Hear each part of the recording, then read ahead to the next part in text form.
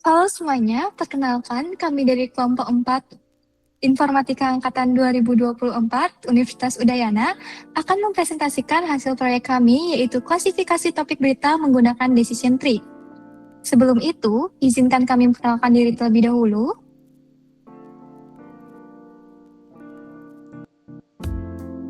Dimulai dari saya, perkenalkan saya Ibu Sia Ardaswari dengan NIM akhir 002.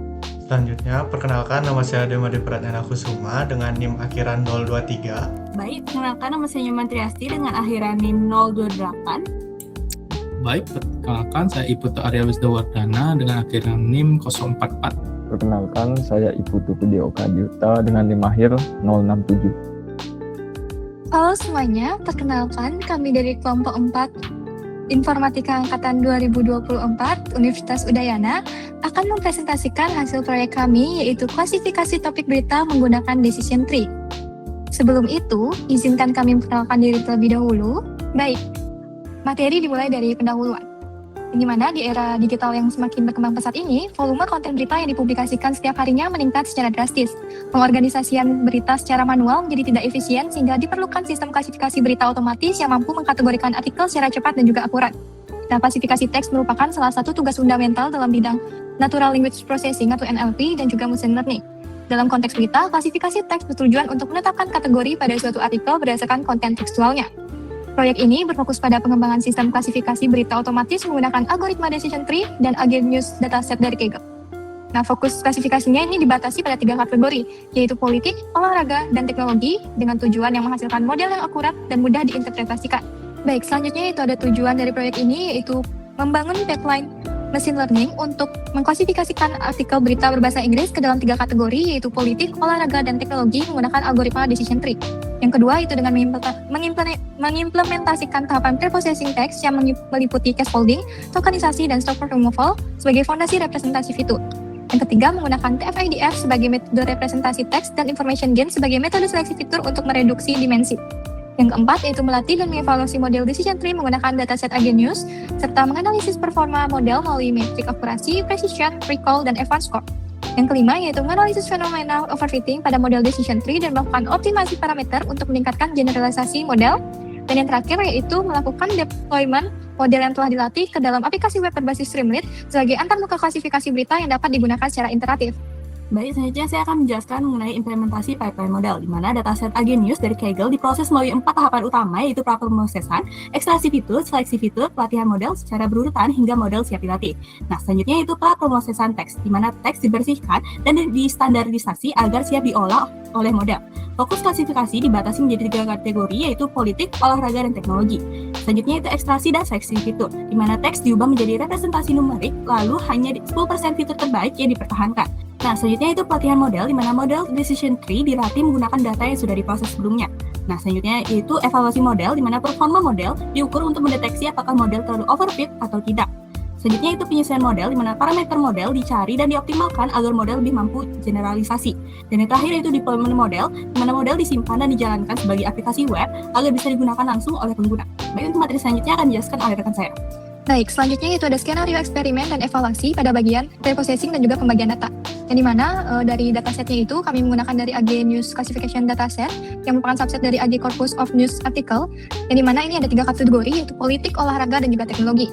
Yang kemudian itu ada pipeline dari preprocessingnya, itu ada 3 tahapan. Yang pertama ada scaffolding, yaitu untuk mengubah hurufnya menjadi kecil atau lowercase. Kemudian ada tokenisasi, di mana ini memecah menjadi kata individual menggunakan fungsi word tokenize. Dan yang terakhir itu ada stop for removal, di mana ini menghapus kata yang tidak memiliki bobot terlalu penting atau bobotnya tidak terlalu tinggi, seperti the, is, and, dan of. Selanjutnya yang ketiga itu ada representasi dari fitur TF-IDF, yang dimana ini memberikan bobot pada setiap kata berdasarkan seberapa sering suatu kata itu muncul dan seberapa jarang suatu kata itu muncul di seluruh korpus dokumennya. Kemudian yang keempat itu ada seleksi fitur information gain, yang dimana ini mereduksi dimensi melalui seleksi fitur information gain dengan select percentile itu kami menggunakan 10%. Dan yang terakhir itu ada pembagian data, yang dimana datanya kami bagi itu 20% sebagai data uji atau data tes, dan 80%-nya kami gunakan untuk melatih algoritma atau sebagai data training. Baik, selanjutnya saya Iputu Arya Wisdawardana dengan akhiran NIM 004 akan menjelaskan tentang model yang digunakan. Nah, di sini model yang kita gunakan adalah decision tree classifier dari pustaka scikit-learn tree. Nah, model ini dipilih dikarenakan kemampuannya yang unggul dalam menghasilkan aturan klasifikasi yang transparan, mudah diinterpretasikan, dan dapat divisualisasikan secara hierarkis. Nah, selanjutnya ada beberapa spesifiknya. Yang pertama, mekanisme regulasi dan pencegahan overfitting. Nah, untuk mencegah pohon keputusannya terjadi overfitting, itu kita memakai beberapa teknik. Yang pertama itu ada teknik cost complexity pruning melalui parameter CCP alpha yang nilainya itu 0,0001 atau nilai yang dioptimalkan. Nah, parameter ini berfungsi untuk memangkas cabang pohon yang memberikan kontribusi minimal terhadap akurasi, sehingga menghasilkan model yang lebih sederhana dan mampu melakukan generasi dengan baik pada data uji. Nah, selanjutnya ada optimasi hyperparameter. Nah, untuk menemukan konfigurasi model yang paling optimal, kita melakukan pencarian hyperparameter menggunakan Gitser CV dengan validasi silang 5 volt yang menguji kombinasi parameter untuk mengukur kompleksitas pohon. Nah, di sini contohnya ada max leaf nodes dengan variasinya known 20, 50, 100, 200, dan 500, serta mengatur tingkat keparahan pemangkasan. Contohnya CCP alpha dengan variasi 0, 0,001, 0,005, 0,01, 0,05, dan 0,1. Nah, selain itu juga, pada tahap pengujian akhir, model juga dikonfigurasi secara spesifik dengan pembatasan kedalaman pohon, step 40, untuk menstabilkan performa dan memastikan bahwa gap atau selisih antara akurasi data latih dan data uji tetap minimal, yang mengindikasikan bahwa model telah berhasil menghindari overfitting. Baik, selanjutnya ada metode evaluasi dan ukuran kinerja. Untuk metode evaluasi, di sini kita pakai dengan key fault cross validation. Di sini menggunakan skenario evaluasi 5 volt cross validation. Nah, di sini datanya akan membagi menjadi 5 lipatan berukuran sama. 4 lipatan untuk pelatihan dan 1 lipatan untuk validasi. Nah, adapun tujuannya itu yaitu mendapatkan skor akurasi rata-rata yang stabil, objektif, dan bebas dari bias pembagian data yang kebetulan menggunakan model. Nah, selanjutnya ada metrik penilaiannya. Di sini penilaiannya berbasis confidence matrix. Adapun beberapa isi dari confidence matrix, yang pertama ada akurasi, yaitu persentase tebakan berita yang benar dari seluruh data. Selanjutnya ada precision, yaitu tingkat ketepatan tebakan. Contoh, seberapa banyak tebakan teknologi yang aslinya memang teknologi. Nah, selanjutnya ada recall atau sensitivitas. Nah, kemampuan ini menjaring kelas tertentu. Contohnya, seberapa peka model menemukan semua berita olahraga tanpa terlewat.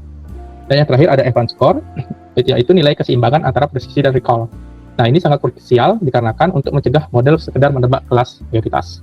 Nah, analisis overfitting di sini ada beberapa. Yang pertama ada 5-fold cross validation, yaitu mengukur rata-rata akurasi training dan testing serta gap awal.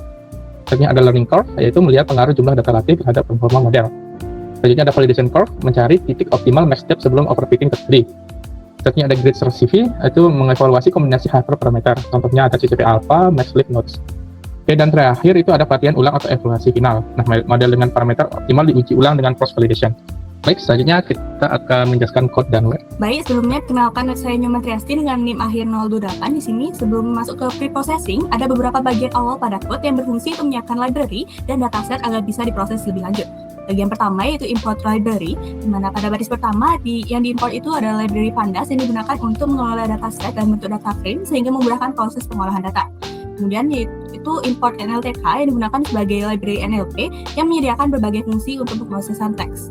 Kemudian ada dari from nltk.corpus import stopper dan juga tokenize digunakan dalam pre-processing. Nah, kemudian ada import FID vectorizer yang digunakan untuk mengubah data teks menjadi representasi numerik berdasarkan tingkat kepentingan setiap kata dalam dokumen. Lalu ada import train test split yang digunakan untuk membagi dataset menjadi data pelatihan dan data pengujian sehingga performa model dapat dievaluasi secara objektif. Nah, selanjutnya yaitu import select percentile dan mutual infocastive yang digunakan untuk memilih fitur-fitur yang paling relevan terhadap kelas berita sehingga dapat mengurangi efisiensi data dan meningkatkan efisiensi model. Selanjutnya itu NLTK download stopper, di mana kode ini digunakan untuk mengunduh kumpulan stopper bahasa Inggris yang akan digunakan pada tahap filtering.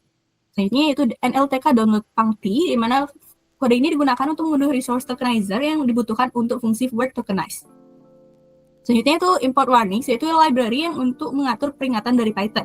Dan juga di bawahnya ada warning filter warnings, ignore, di mana baris ini digunakan untuk memberikan pesan warning sehingga tampilan output menjadi lebih rapi dan fokus pada hasil utama proses klasifikasi. Selanjutnya itu ada proses membaca dataset, di mana fungsi read CSV ini digunakan untuk membaca file dataset yang berformat CSV, lalu disimpan ke variabel df atau data frame. Selanjutnya itu ada pengecekan informasi dataset yaitu menggunakan df.info, di mana fungsi ini digunakan untuk melihat jumlah data, nama kolom, tipe data, yang outputnya menjadi seperti di sana. Nah, kemudian ada code untuk melihat isi dataset yaitu df-head 5, di mana fungsinya untuk menampilkan 5 data pertama dari dataset yang tujuannya untuk supaya kita bisa mengecek struktur data dan memastikan dataset berhasil dibaca. Outputnya seperti itu. Nah, tahap selanjutnya yaitu pre-processing, di mana tahap pertama adalah case folding. Di sini terdapat fungsi def case folding text dalam kurung text, return text lower, di mana fungsi lower di sini digunakan untuk mengubah seluruh huruf menjadi huruf kecil. Tujuannya agar kata yang sebenarnya tidak dianggap berbeda oleh sistem.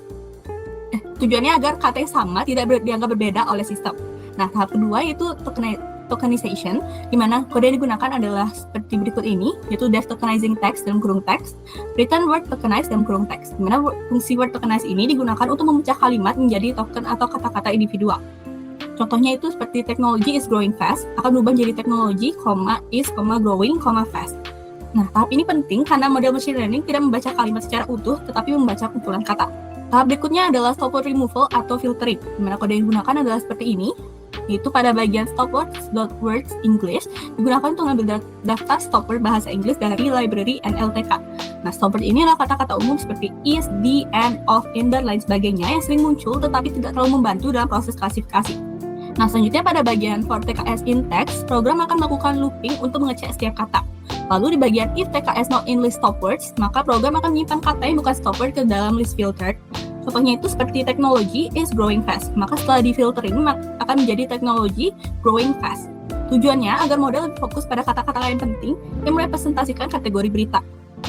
Nah, setelah fungsi pre-processing dibuat, maka diterapkan ke dataset menggunakan kode berikut ini dengan menggunakan fungsi .apply untuk menerapkan seluruh tahapan pre-processing ke setiap data pada kolom, yaitu pada kolom title dan juga description, agar semua data diproses secara otomatis dengan urutan yaitu case folding, tokenization, stop words removal, atau filtering. Nah, selanjutnya terdapat proses penghapusan label tertentu.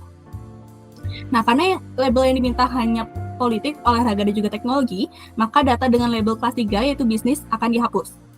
Nah, pada bagian DF kelas index tidak sama dengan 3, maka program hanya mengambil data selain kelas 3. Lalu reset underscore index dalam kurung drop sama dengan true digunakan untuk menampilkan kembali indeks data frame setelah data dihapus. Nah, dari output yang muncul berarti data yang tersisa hanyalah kelas 1, 2, dan 4 dengan jumlah indeks masing-masing 30.000. Nah, tahap terakhir pada pre-processing adalah menggabungkan title dan juga description, di mana kode yang digunakan adalah sebagai berikut ini, di mana variabel X digunakan untuk fitur atau input model, untuk menggabungkan kolom title dan description agar informasi teks menjadi lebih lengkap. Nah, pada bagian filna dalam kurung petik 2 digunakan untuk mengatasi data kosong agar tidak terjadi error. Sedangkan untuk type dalam kurung str ini digunakan untuk memastikan bahwa semua data bertipe string. Lalu variabel y sama dengan df class index digunakan sebagai label atau target klasifikasi berita. Baik, untuk materi selanjutnya akan dijelaskan oleh rekan saya. Baik, perkenalkan nama saya Ibu Cewaraswari dengan NIM akhir 002 akan melanjutkan penjelasan dari kode.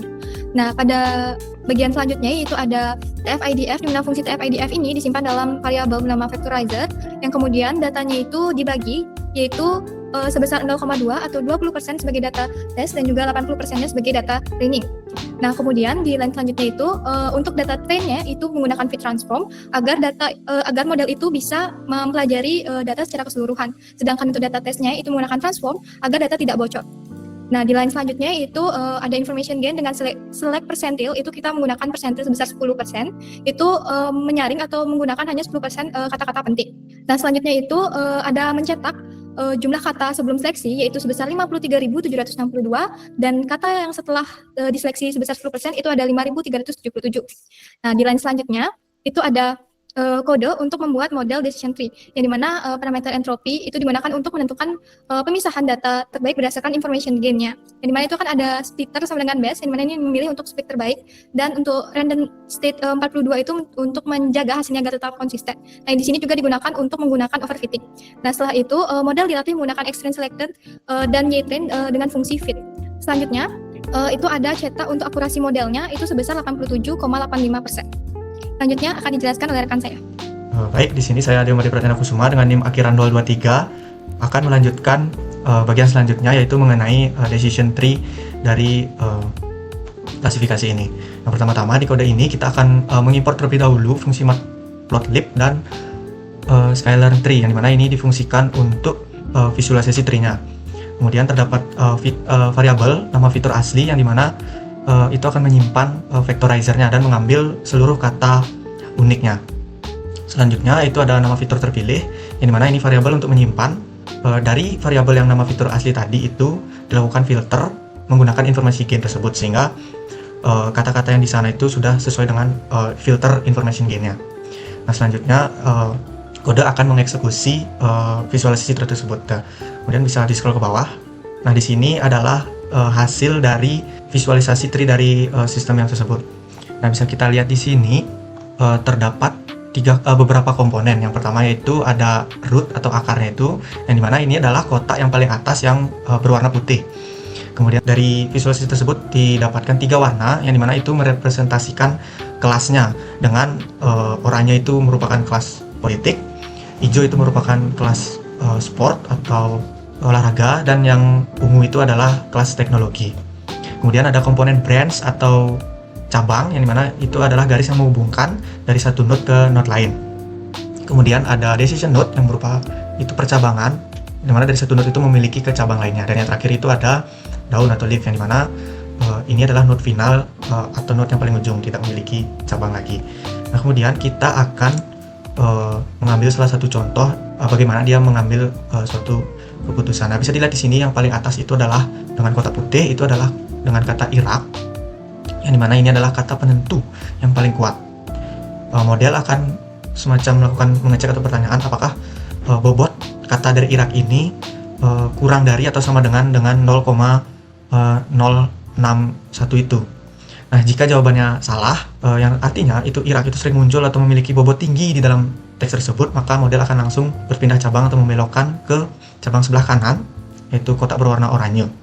Di kotak tersebut, model sudah sangat yakin untuk menebak bahwa berita tersebut adalah kelas 1, yaitu kelas politik. Nah, sebaliknya, jika jawabannya itu true atau benar, yang artinya kata Irak itu nyaris tidak ada, maka model itu akan mengarahkan datanya ke cabang sebelah kiri, kotak putih. Nah, di kotak putih ini yang dengan tulisan Microsoft, itu model belum yakin atau melakukan pengecekan kembali bahwa apakah ada kata Microsoft. Nah, jika keberadaan Microsoft tinggi, model akan membelokkannya ke menjadi berita dengan kelas teknologi. Nah, jika tidak, ia akan terus bertanya ke bawah untuk mengklasifikasikan sebagai berita olahraga. Nah, prosesnya terus menelusuri seperti itu untuk decision tree-nya. Baik, kita akan lanjut ke kode yang berikutnya. Nah, di sini ada check overfitting, yang dimana kita akan melakukan check overfitting dari data trainingnya.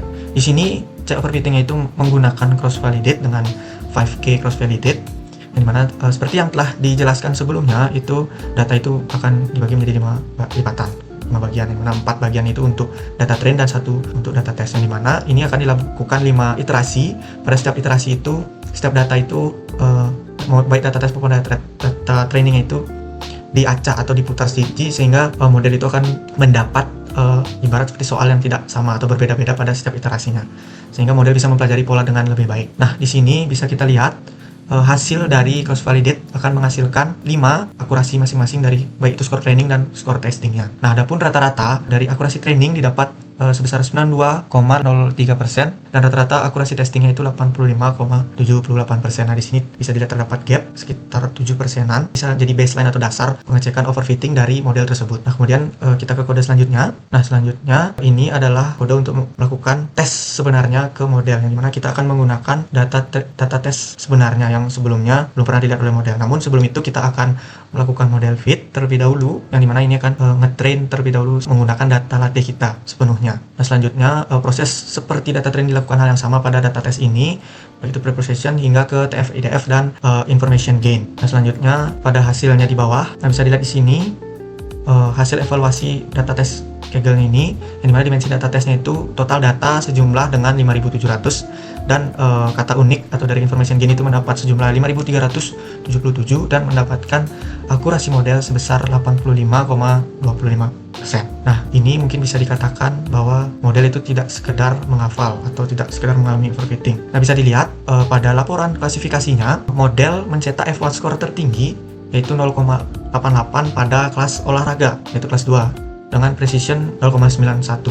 Nah, ini artinya model menebak sebuah berita itu adalah olahraga dengan tebakannya 91% akurat. Kemudian kita melihat ke kelas 1 dan kelas 4, yaitu politik dan teknologi, yang dimana kedua kelas ini mendapat F1 score seimbang di angka 0,84. Tetapi nilai recall itu sangat tinggi sebesar 0,91 pada kelas teknologi namun presisinya itu sedikit lebih rendah 0,79, yang dimana artinya ini adalah model sangat agresif dan berhasil menangkap hampir seluruh berita teknologi yang ada. Namun model itu salah memprediksi, di mana beberapa berita politik itu ikut diprediksi sebagai atau ditebak sebagai berita teknologi. Selanjutnya itu ada confusion matrix dari hasil pada data tesnya, yang mana kita bisa lihat di sini diagonal dari kiri ke atas ke kanan bawah itu dengan angka 1526, 1611 dan 1722.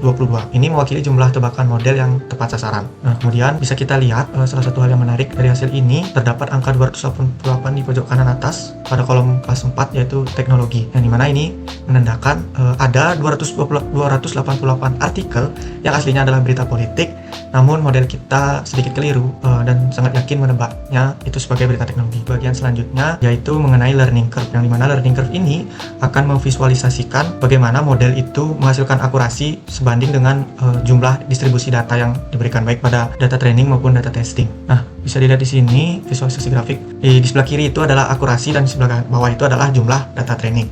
Bisa dilihat pada bagian awal, ketika jumlah data training itu masih berkisar di 10.000 atau 20.000, pada data training score itu akan menghasilkan akurasi yang tinggi. Namun untuk validation score atau data tesnya itu akurasinya kita 80%, yang dimana jarak antara training dan validasi score ini cukup jauh. Kemudian seiring dengan bertambahnya data ke kanan, yang mana ini artinya maka antara training score dan validation score itu akan grafiknya itu akan menyempit. Model itu mulai perlahan-lahan mempelajari pola sesungguhnya dari berita-berita itu, sehingga training score akan mengalami penurunan dan validation score akan meningkat. Namun bisa dilihat di sini jarak antara keduanya itu masih cukup jauh, di sekitaran 7%-an. Jadi dari hal itu bisa dikatakan model sedikit mengalami overfitting. Nah, untuk optimasi atau mengatasi hal-hal tersebut akan dijelaskan oleh rekan saya di bagian selanjutnya. Baik, perkenalkan saya Ibu Arya Wardana dengan akronim NIM 044 akan menjelaskan tentang optimisasi atau mencari titik optimal dari decision tree. Nah, di sini bagiannya selanjutnya kita akan membuat yang namanya validation curve, yang dimana kita akan mencari max step yang optimal supaya antara dari hasil dari training dan tes tidak menghasilkan sebuah gap yang besar dari akurasinya. Di sini kita langsung saja di hasilnya. Di sini pengetesannya dari data dari max step 5 hingga max step ke 50. Kalau kita cek di sini bahwa semakin kecil max stepnya, tingkat akurasinya juga semakin kecil, tetapi tingkat overfittingnya juga semakin kecil. Contohnya saja di max step 5, di mana mendapatkan akurasi sekitaran 45%, tetapi overfittingnya tidak mengalami sama sekali. Seiringnya naiknya max step, nilai akurasi juga makin naik, tetapi di sini kita lihat bahwa gap antara akurasi dari training dan validasinya juga semakin besar. Tapi di sini kita cek juga di angka sekitaran 30 hingga 40 memiliki titik yang lumayan optimal, yang dimana gapnya itu sekitaran hanya 5%-an saja. Untuk lebih dari 40, dia akan melebar lebih dari 5% untuk gap antara akurasi dari training dan validation.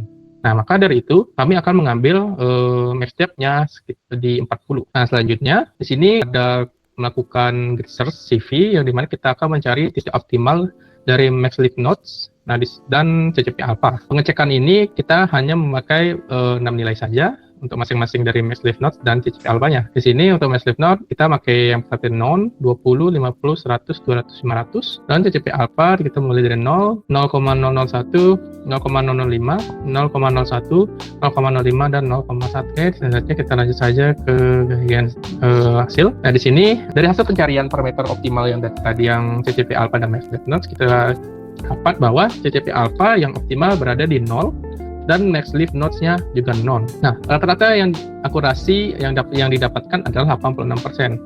Berarti bahwa kita tahu dengan parameter ini dia mendapatkan hasil yang paling baik di antara 5 optimasi tadi. Sini ada data tesnya juga mendapatkan hasil yang baik, sekitar 85%. Jadi di sini ada klasifikasinya. Selanjutnya saya akan jelaskan untuk melatih modelnya lagi. Di sini yang kita tahu bahwa max step-nya ada 40, kita pakai 40. Di sini kita langsung set lagi modelnya, yang model optimalnya dengan max step-nya 42. Filternya masih yang pakai yang best dan kriteriannya pakai entropy.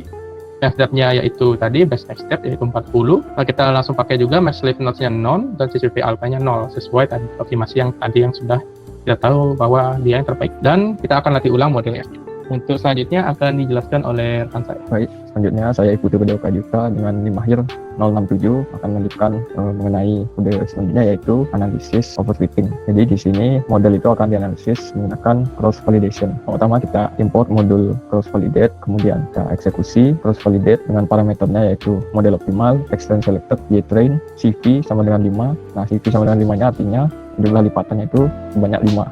Kemudian return train score sama dengan true, dan end job sama dengan -1. Ini untuk menggunakan semua core CPU agar prosesnya lebih cepat. Nah, selanjutnya score training itu disimpan pada variabel score training op, dan juga score testingnya itu disimpan pada variabel score testing op. Nah, selanjutnya akan di print untuk score training, testing, rata-rata akurasi training dan testing, serta selisih atau gap akurasi. Baik, mungkin bisa di scroll. Selanjutnya dihitung juga untuk gap sebelumnya, yaitu dari model sebelumnya yang belum optimal, dan juga gap sekarang yaitu model yang sudah optimal. Jika gap sekarang kurang dari gap sebelumnya, maka model itu akan semakin baik dan tingkat overfitting itu berkurang. Nah, bisa dilihat di sini untuk outputnya. Nah, ini untuk score training, testing, kemudian juga ada rata-rata akurasi training dan testing. Nah, di sini ada gap akurasi itu sebesar 3,72%, yang mana ini mengindikasikan modelnya lebih baik dan tingkat overfittingnya berkurang. Baik, selanjutnya kita juga analisis model itu menggunakan learning curve. Jadi kita import lagi modul learning curve, kemudian eksekusi learning curve dengan parameternya itu model optimal, external selected, ytrain, CV sama dengan 5, and jobs sama dengan 1, kemudian training size sama dengan np lin space 0,1,1.0,10, yang artinya ini akan diuji dari jumlah data dari 10% sampai 100% dengan intervalnya itu sebanyak 10. Kemudian di print untuk visualisasi dari learning curve-nya. Dan boleh di scroll. Ini adalah learning curve, bisa kita amati untuk titik-titiknya ini ada training score dan validation score. Semakin ke kanan itu gap antara training dan validation score itu akan semakin mengecil, yang artinya ini model ini semakin baik dan tingkat overfitting itu berkurang.